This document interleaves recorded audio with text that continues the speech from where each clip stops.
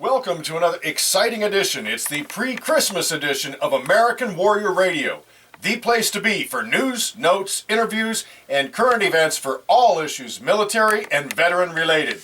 If you or someone you know has ever worn the uniform of the U.S. Army, Navy, Air Force, Marines, Coast Guard, or National Guard or Reserves, you've come to the right place. American Warrior Radio, right here on the Talk to Me station, AM 1300 WMEL, and online worldwide at 1300WMEL.com. Folks, this program is all about supporting our troops and their families, both past and present. So please, as I always say, get comfortable, grab a nice beverage, because it could be hot or cold out wherever you're at, wherever you're listening to us. And remember to grab a pen and paper, because we're always efforting to bring you important information that you can use and share with others. With that said, let's roll down the runway and get this show off the ground.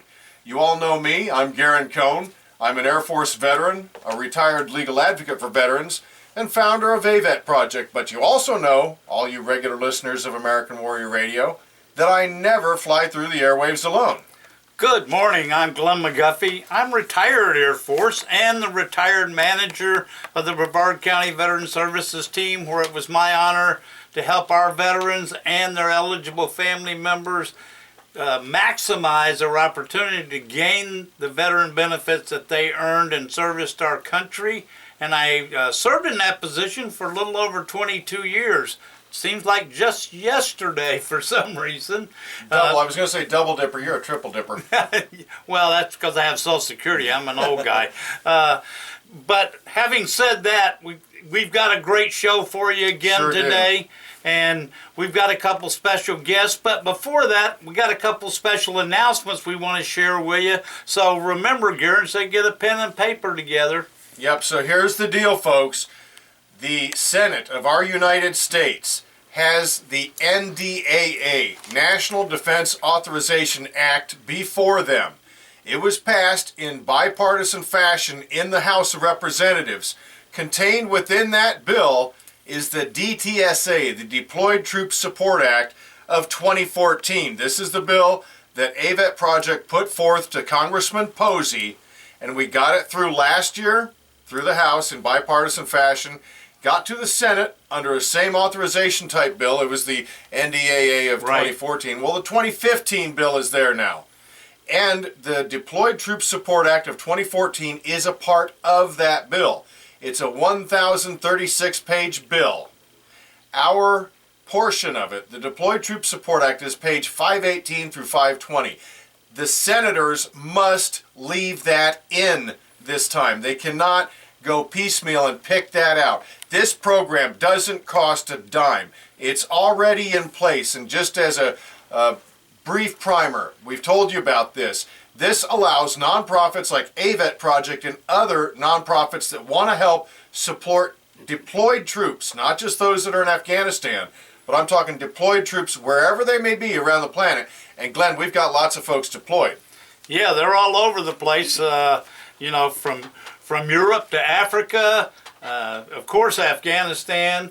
I think we still have some left in Iraq, and we seem to be increasing the number of those people in an advisory capacity right now. So exactly. So it's actually the tempo is increasing, not decreasing, folks. And it's important that groups like AVET Project are able to ship the goods that these guys and gals need over there to them. It's a very big part of our budget. Just the shipping costs for our EEBs, our empowerment equipment boxes, the care packages that the troops so love and need. So if this goes through, if the Senate doesn't pluck this piece out, again, it's 3 pages in a 1,000-page bill, then AVET Project and other groups will be able to use military, taxpayer-funded, military transports, aircraft, that have space available, Glenn. It's not like we're saying, hey, you need to make room for this stuff. That's right. They're already going there anyway, and if they've got extra space, then we should be able to put the empowerment boxes and other not-for-profits on there, whatever they're sending. Whatever these guys and gals request and is deemed necessary, we can ship to them without cost for shipping.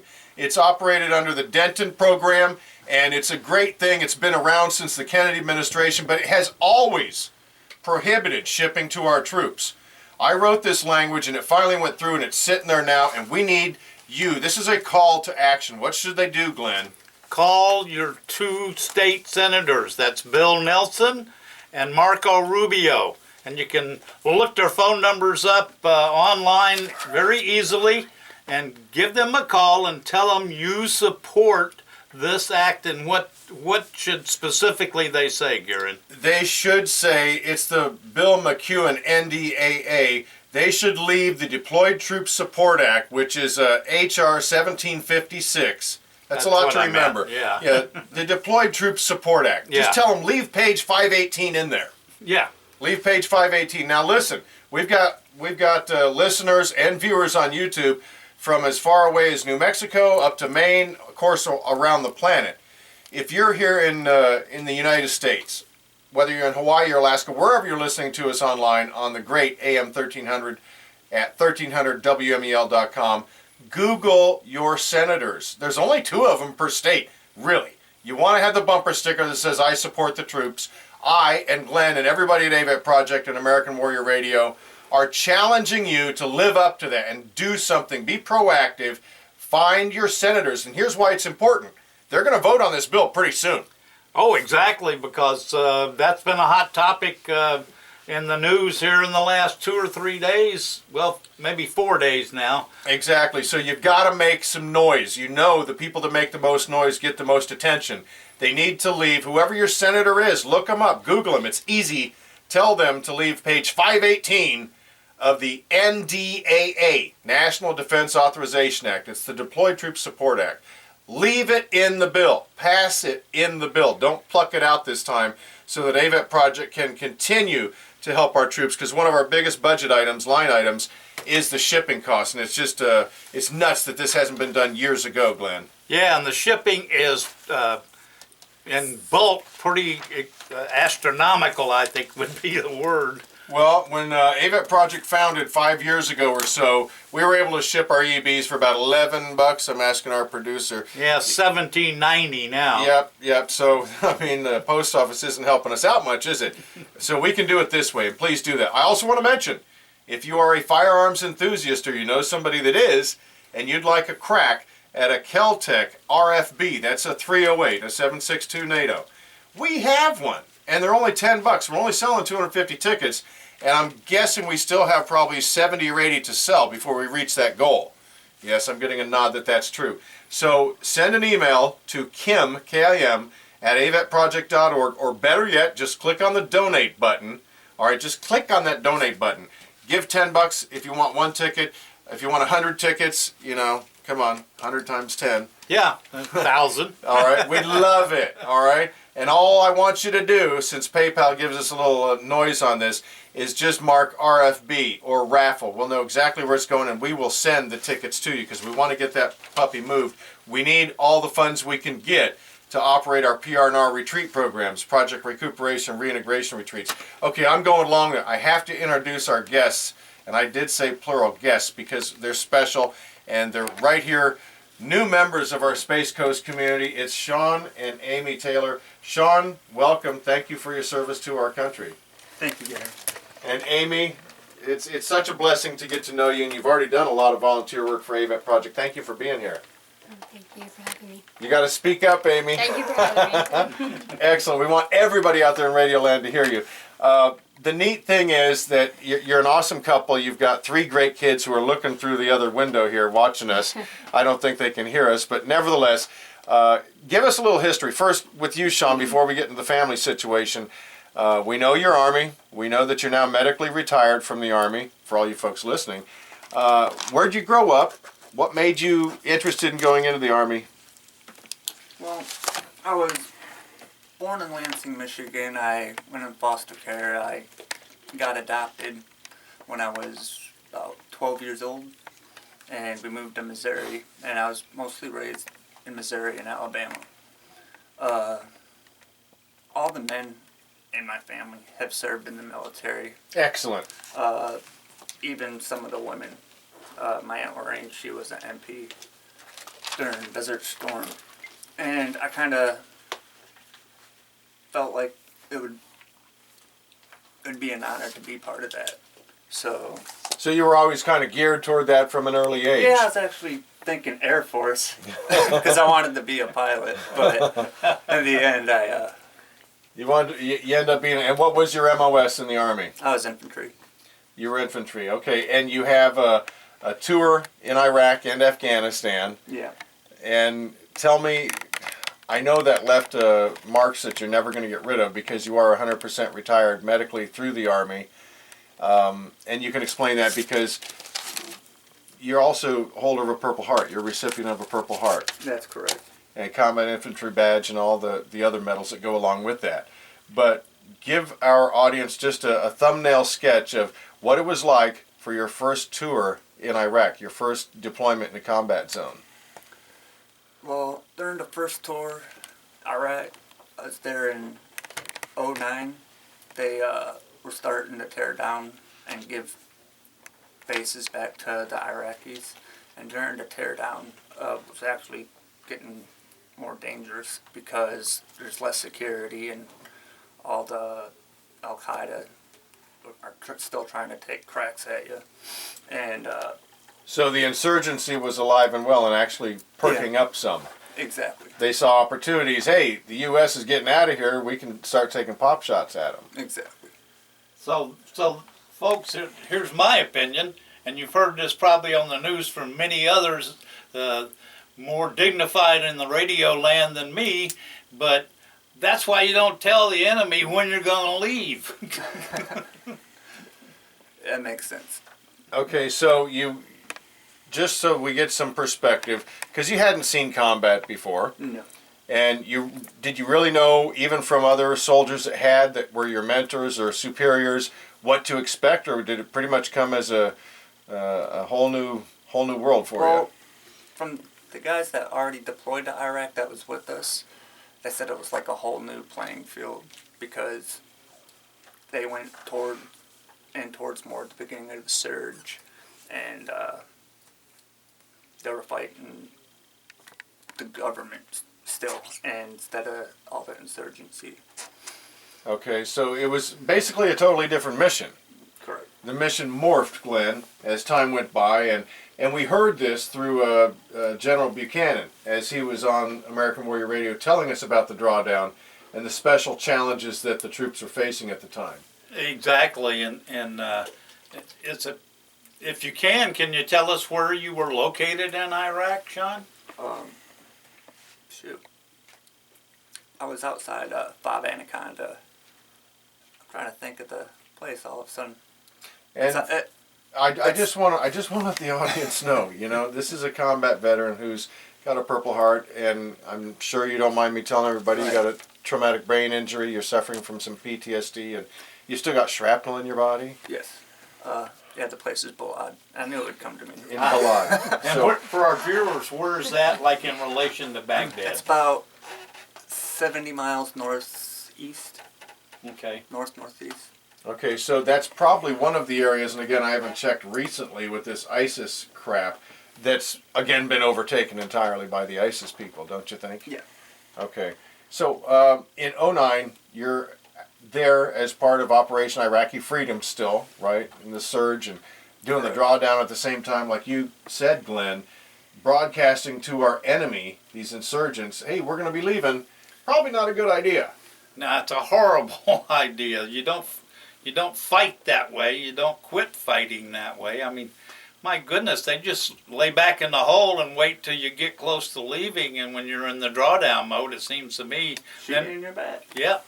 Yep. Well, and I think this is an important distinction to make also, and that is that you probably still have, and you don't have to answer this, classified information in your head, in your noggin, that you're not allowed to share.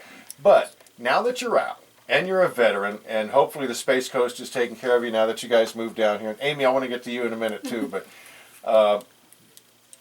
the idea is, when you were over there and you saw this morphing of the mission, how did it deflate the troops' morale? I mean, what was the status of the troops' morale, saying, okay, we're turning this over to these people, but they're just as likely to shoot us in the back as support us up front.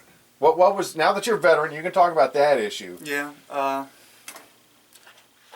In the beginning, when we started doing it, they were all excited. Hey, we're gonna get out of here and go home. Maybe we'll get to go home early, which actually we did 2 months early. And but then all that extra crap started happening. So we had to stay and like transfer in and out with the Iraqi police and Iraqi National Army until everything was more secure for them before we were to leave. Okay, let me get Amy in here. Amy, and the talented artist that you are, I have to tell you, I can't pay you enough compliment for everything you've done for AVET Project and others. How long you guys been together? We've been married for 4 years. 4 years. So did you know this cat when he came back from Iraq? I was friends with him before, but we weren't together. Okay, so you're friends. You knew him, generally speaking. You knew his, his behaviors, his mannerisms and stuff. Had you noticed a change when he came back from Iraq? Yeah. I noticed he was kind of sketchy about things. Elaborate a little bit. Give him some some observation you made that said, I think this is a changed man or a changing man. Well, before he would open up, he'd talk about anything, but whenever you talk to him, he wouldn't talk as much. He wouldn't go into detail. He was very brief. Okay, so Sean, back to you. 1 tour in combat wasn't enough. They sent you back from Iraq. They sent you to Afghanistan. In between time, where were you at? Fort Stewart, was it? I was at Fort Riley. That's my first duty station. I was in the 128th Infantry Battalion. And after Iraq, I came down on orders to go to Fort Stewart, 3rd ID. And I got assigned to 130th Infantry Regiment, which was a combined arms unit. Give some a thumbnail sketch of what your responsibilities, that unit's responsibilities were, and why you got called up to go over to Afghanistan. I say we got called out 3 months out from the time we were supposed to deploy, saying, hey, you got 3 months to get ready and you're going to Afghanistan. Oh, and your mission, you're going to be working side by side with soft forces, and you're going to have to train everybody up as light infantry. So here you have a mechanized unit with tankers and everything else that has to get cross-trained as being boots-on-ground soldiers. Well, I'd always heard, is it true or not, but it must not be true from what you're saying there, that everybody in the Army was first an infantryman and then second whatever else they were? Well, I'd say everybody does fall into that category because you get the basics and basic. That's why it's called basic. Right. And for an infantryman to get going to advanced individual school or AIT or whatever they call it. Gotcha. Well, we know what you're saying. So you mentioned to me in a previous conversation that you were selected, like 900 guys were selected. Yes. And you were one of them. What was that? What was the? I'm not an Army guy. Okay, I don't know all this stuff. What was your unit's designation? What was it then? We Well, for instance, when you deployed, what unit were you deployed with over to I was Afghanistan? with 130th. They broke us apart into teams with different forces as far as SEALs and MARSOC and Special Forces. I was actually attached to MARSOC. Okay, what is that? What is MARSOC? Marine Special Operations Command. Okay, so you had a very specific mission there on the ground that you were going to go to Afghanistan and pull off. Correct. And when did you leave for Afghanistan? February. Okay, Amy, what did that mean for you to see him go back over there?